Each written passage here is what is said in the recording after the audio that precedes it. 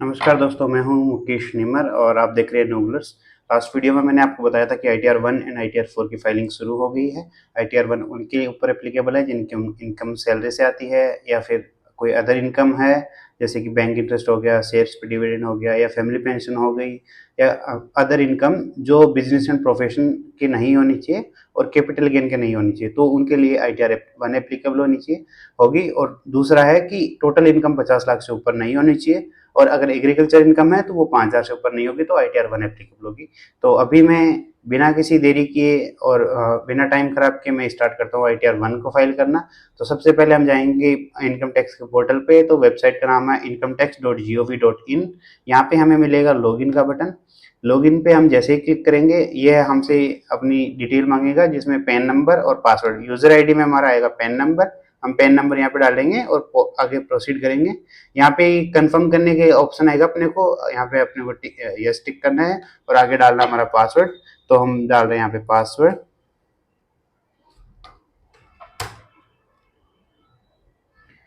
जैसे ही आगे पासवर्ड डालेंगे ये हमें होम पोर्टल पे लेके आ जाएगा। तो सबसे पहले आपको आपका 26 AS देखना है। 26 फॉर्म यहाँ पे हम आप देंगे ई फाइल पोर्टल पे। ई फाइल पे यहाँ पे आपको मिलेगा इनकम टैक्स रिटर्न्स और view form 26 AS। Form 26 AS आपको क्यों देखना जरूरी है? जो आपको बताएगा कि आपका TDS कितना है। तो जिस यूजर के लिए मैं फाइल कर रहा हूँ मैं आपको दिखा देता हूँ। यहाँ पे हम जाएंगे व्यू टैक्स क्रेडिट पर क्लिक करेंगे और असेसमेंट ईयर 2025 एंड 26 2025 और 26 सेलेक्ट करना है। 1 अप्रैल 2024 से 31 मार्च 2025 तक की रिटर्न के लिए असेसमेंट ईयर होगा 2025-2026। तो हम 2025 से भी सिलेक्ट करेंगे। यहाँ पे मैं HTML सेलेक्ट करूंगा और व्यू करूंगा। तो व्यू जैसे करूंगा यहाँ पे अपने को टैक्स डिडक्शन की अपने को डिटेल मिल जाएगी। इस यूजर का कोई टैक्स डिडक्शन हुआ नहीं है तो यहाँ पे आपको जीरो दिख रहा है सब कुछ। अदरवाइज आपको यहाँ पे कौन से सेक्शन में किस नेम ऑफ डिडक्टर का क्या है, किसने, अगर आपका एम्प्लॉय है तो आपको यहाँ पे सेक्शन 192 दिख जाएगा, नेम ऑफ एम्प्लॉयर दिख जाएगा, टेन नंबर दिख जाएगा, अमाउंट कितना आपको पे हुआ और उस पर कितना TDS कटा और कितना डिपॉजिट करवाया उन्होंने इनकम टैक्स पे, ये आपको दिख जाएगा। सबसे पहले हम यहाँ पे आएंगे और फिर दूसरा पार्ट है AIS।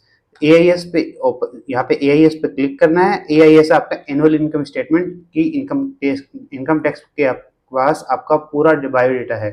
उनके पास सारी डिटेल्स है, आप कोई डिटेल्स उससे छुपा नहीं सकते, चाहे वो रेंट की हो चाहे कोई और इनकम हो, सब कुछ। इवन 10 रुपए की इनकम भी इनकम टैक्स को रिपोर्ट होती है। आपके बैंक में अगर 20 रुपए का इंटरेस्ट आया तो वो भी इनकम टैक्स पोर्टल में रिपोर्ट होता है, तो आप वो भी छुपा नहीं सकते हो।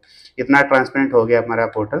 तो जैसे मैं यहाँ पे ओपन करता हूँ tax payer summary. Tax payer information में मैं अगर यहाँ पे जाता हूँ तो डिविडेंड, जैसे इन यूजर्स के पास डिविडेंड है, इनके पास 2 शेयर्स हैं। 2 शेयर्स से इनको टोटल डिविडेंड आया 26 एंड 23 रुपीज का। और फिर देखते हैं इंटरेस्ट फॉर सेविंग बैंक। इनके पास 3 बैंक अकाउंट है, 3 बैंक अकाउंट से मिलके इनको 487, 98 एंड 52 का टोटल इंटरेस्ट मिला है। टोटल इंटरेस्ट मिला इनको 637 का, टोटल डिविडेंड मिला इनको 49 रुपीज का। दूसरा इसका AIS का पार्ट होता है, यहाँ पे आप क्लिक करोगे एनुअल इनकम स्टेटमेंट। इसके अंदर आपका TDS की इन्फॉर्मेशन लिख जाएगी, जो इनके यहाँ पे कोई TDS कटा नहीं है। आपको फॉर्म 26 AS में भी सेम डिटेल मिली है। नेक्स्ट इन्फॉर्मेशन है इनको SFT में इनके पास ये डिविडेंड आया 26-23 का। फिर उसके बाद में 3 बैंकों से इनके पास ये इंटरेस्ट आया है। पेमेंट ऑफ टैक्सेस, इनके भी यहाँ पे कोई पेमेंट ऑफ टैक्सेस का हुआ, टैक्स इन्होंने कुछ किया नहीं है क्योंकि इनका टैक्स बन नहीं रहा है। डिमांड और रिफंड इनका ब्लैंक है क्योंकि इनके पास अभी कोई इनकम टैक्स के इनकी इनकम के ऊपर टैक्स एप्लीकेबल नहीं होता है। हम सबसे पहले जाए, अगर हमने ये दो डिटेल ओपन कर ली है, ये फॉर्म 26 AS, यहाँ पे AIS। अब जाएंगे हम यहाँ पे, हम सबसे पहले ये ई फाइल पे क्लिक करेंगे। ई फाइल पे क्लिक करने के बाद में सबसे अपने को यहाँ पे दिख रहा है income tax form and view file return. Last year की यहाँ पे आपको इनकम टैक्स रिटर्न दिख जाएगी। लास्ट ईयर इनका 2024-25 असेसमेंट ईयर, मतलब 31 मार्च 2024 के लिए इन्होंने ITR 1 फाइल की थी और वो वेरीफाइड भी है। एंड इसका स्टेटस देखे तो सक्सेसफुली वेरीफाइड है एंड ITR फाइल कंप्लीटेड दिखा रहा है। इनके process with no demand refund, ये लास्ट इनका स्टेटस था जो बिल्कुल करेक्ट है। अभी हम जाएंगे ई फाइल के अंदर, वापस से क्लिक करेंगे। ई फाइल के अंदर इनकम टैक्स रिटर्न पे जाएंगे and file income tax return ये सेलेक्ट करना है।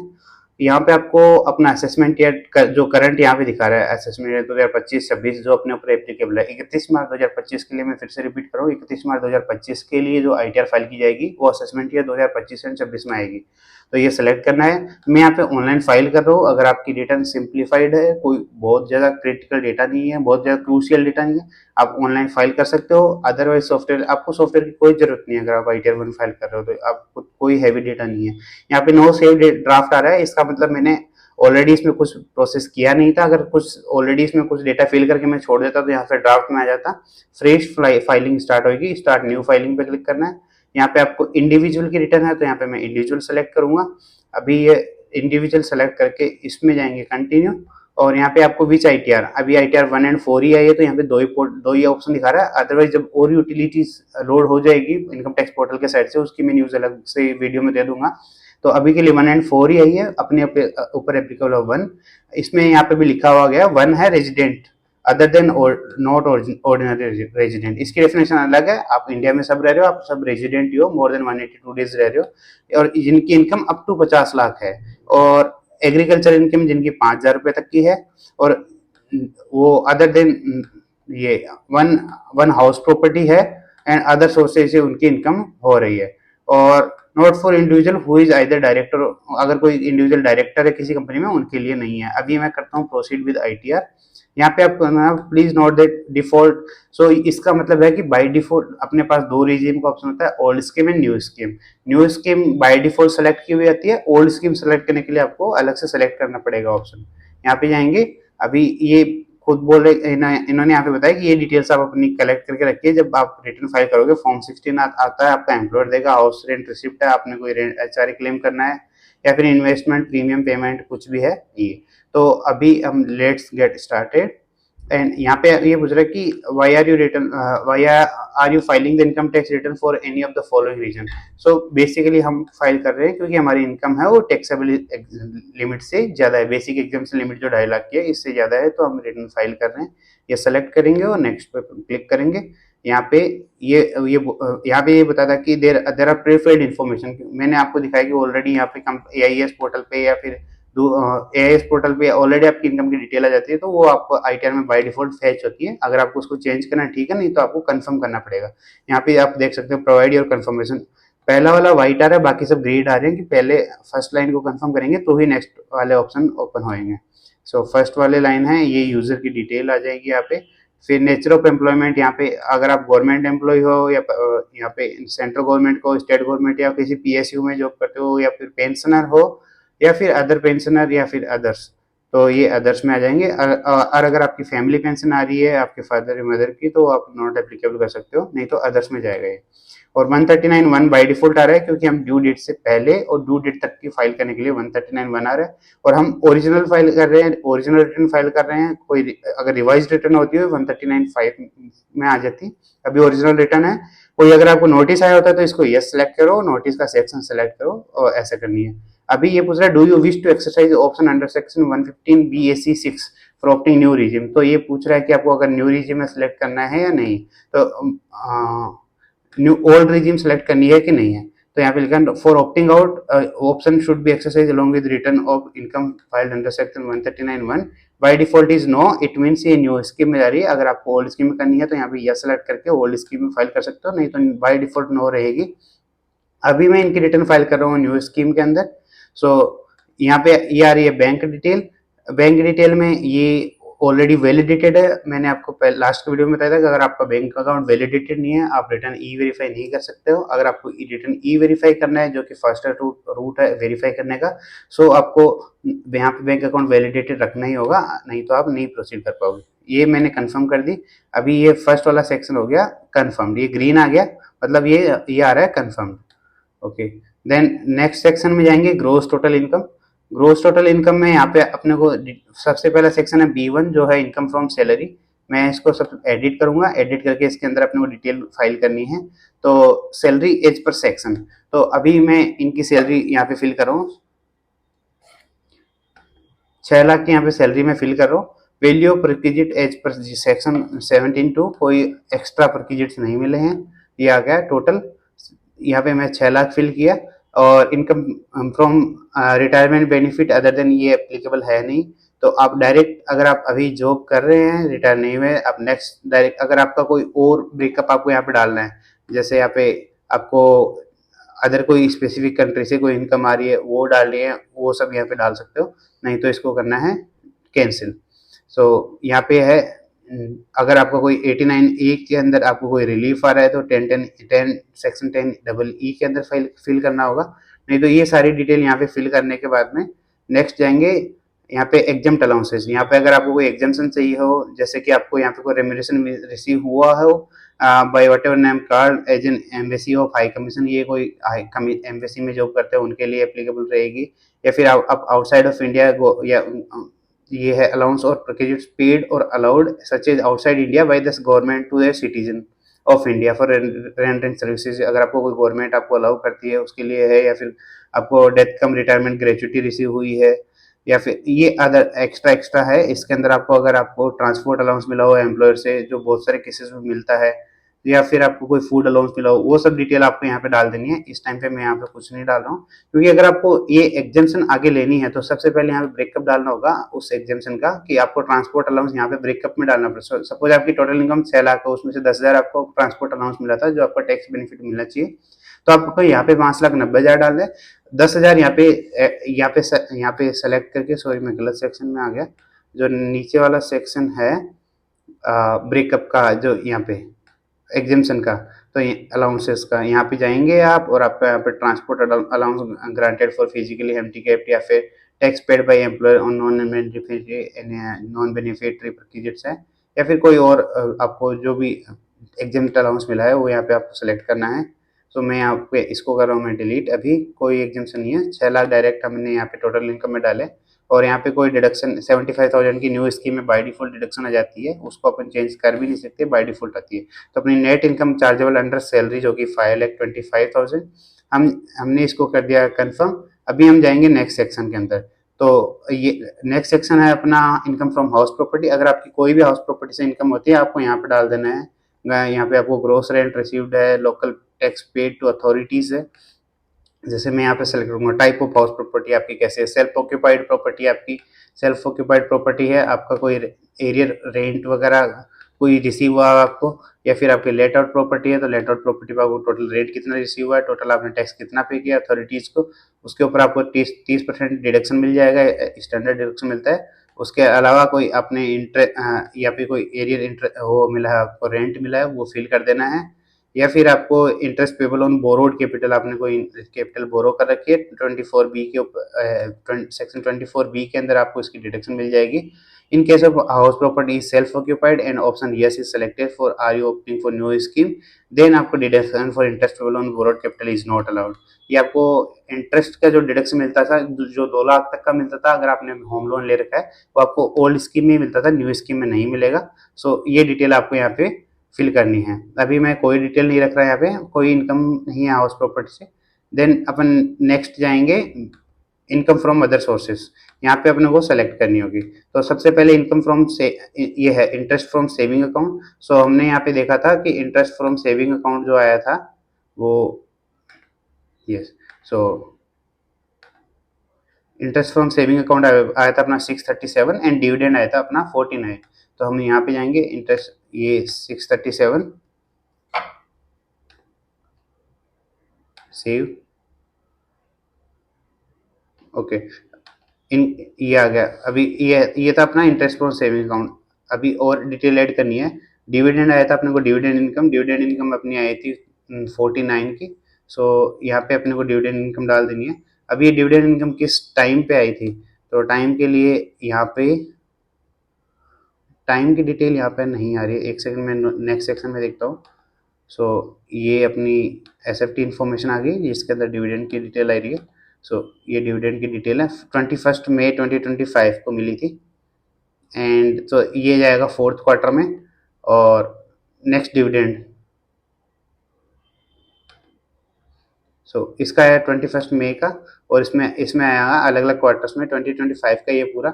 मैं ऑल 49 में 4th क्वार्टर में फिल करूंगा यहाँ पे 49 एंड सेव। इसमें था 0, इसमें 0 0 and 0 and continue session save, okay. आपको साथ में ये भी ध्यान रखना है ये सेशन आपका 15 मिनट्स के लिए रहता है, इसके बाद में लॉग आउट हो जाता है। तो आपको इस पे कुछ ना कुछ एक्टिविटी करते रहना है, नहीं तो सिस्टम लॉग आउट हो जाएगा। आपको फिर से आपका ड्राफ्ट सेव हो जाएगा, अगर आपने सेव किया है तो उसके बाद में वहाँ से आपको फिर से कंटिन्यू करना पड़ेगा लॉगिन करके। ये अपना हो गया। अभी एग्जाम इनकम कोई है नहीं, exam for reporting purpose and income tax on which not payable. यहाँ पे जैसे अगर आपको एग्जाम इनकम हो, जैसे यहाँ पे मैंने सेलेक्ट कर लिया एग्रीकल्चर इनकम अप टू 5000, अगर एग्रीकल्चर इनकम है तो यहाँ पे डाल सकते हैं, नहीं तो कोई ज़रूरी नहीं है। और इसके बाद में यहाँ पे है income on on which tax is payable, like on which no tax is payable. Like अगर आपका लॉन्ग टर्म कैपिटल गेन है under section 112A not chargeable to income tax, तो आपको यहाँ पे डिटेल फिल कर दी है, नहीं तो अपन करेंगे कंफर्म एंड जाएंगे नेक्स्ट सेक्शन पे।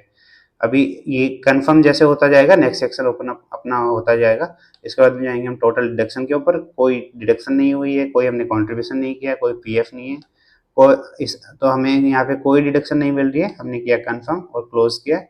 न्यू सेक्शन में वैसे भी चैप्टर 6A की डिडक्शन खत्म हो गई, अदर देन एनपीएस जहाँ पे आपको 50,000 तक का डिडक्शन मिलता है, अदरवाइज कोई डिडक्शन नहीं मिलेगा। इसके बाद में टोटल टैक्स पेड, हमारे यहाँ पे कोई टीडीएस नहीं कटा है, तो टीडीएस की कोई डिटेल नहीं आएगी, कोई टीडीएस नहीं है। एंड इसके बाद में कोई टीसीएस नहीं है, कोई सेल्फ असेसमेंट टैक्स पेड नहीं है, जो आप एडवांस टैक्स पे करते हो उसकी डिटेल यहाँ पे आ जाती है। तो ये हमने किया कंफर्म, टैक्स पेड 0।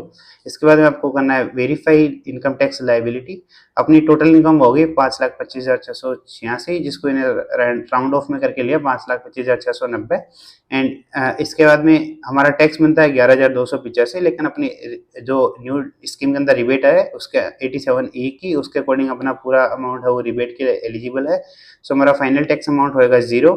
हमने रिटर्न टाइम पे फाइल की है, हमारा टैक्स लायबिलिटी 10,000 से ऊपर नहीं है, हमारे ऊपर कोई इंटरेस्ट और पेनल्टी नहीं लगेगी, हमारी एडवांस टैक्स के कोई लायबिलिटी नहीं थी। तो ये सब आएगा, हमारा इंटरेस्ट एंड पेनल्टी वाला सेक्शन आएगा 0। इसके बाद में total tax fees and interest सब कुछ हमारा 0 है। हम करेंगे कन्फर्म। कन्फर्म करने के बाद में जो नेक्स्ट सेक्शन आएगा वो आएगा proceed for verification.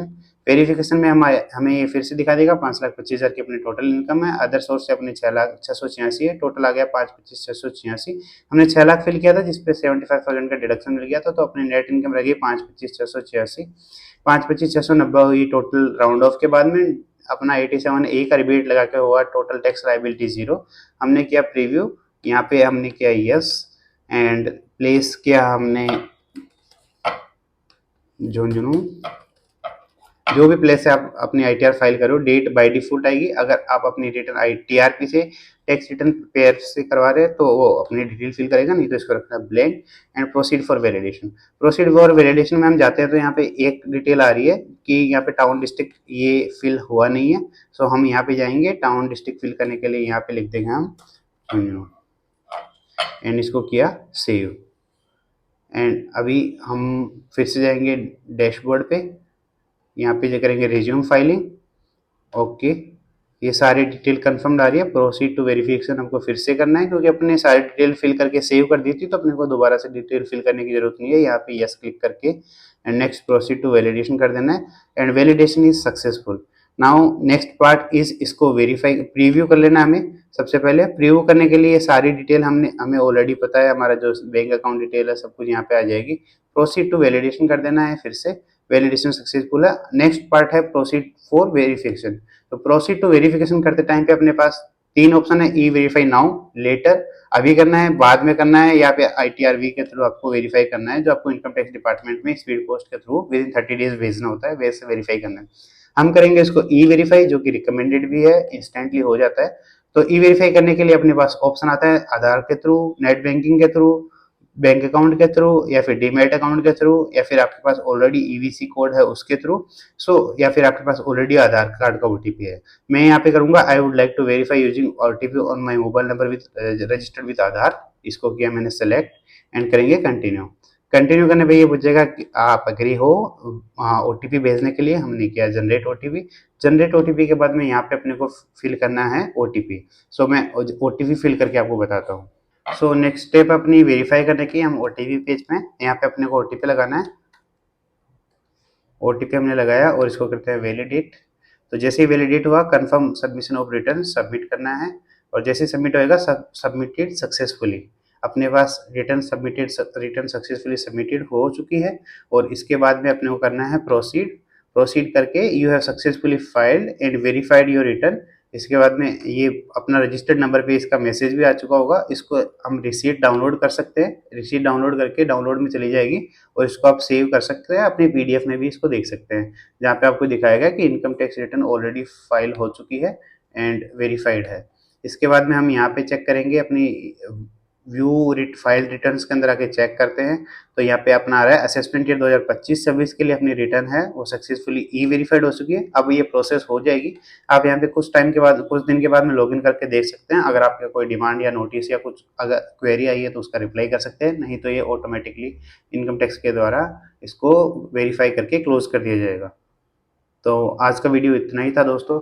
Thank you so much इतने टाइम तक हमारे साथ बने रहने के लिए। और अगर आपको ये वीडियो इन्फॉर्मेशन अच्छी लगी हो, आपको हेल्पफुल लगती है, तो आप प्लीज़ इसको लाइक एंड शेयर कर दीजिए। अगर आपको इनकम टैक्स रिटर्न फाइल करते टाइम पे कोई क्वेरी आती है तो आप कमेंट में बता सकते हैं, मैं आपकी ज़रूर हेल्प करूँगा। एंड हेल्प करने में मुझे कोई इशू नहीं, आप बेझिझक अपना कमेंट कीजिए और मैं आपको ज़रूर हेल्प करूँगा। तो मिलते हैं नई वीडियो के साथ एक नए टॉपिक पे। तो तब तक के लिए अलविदा।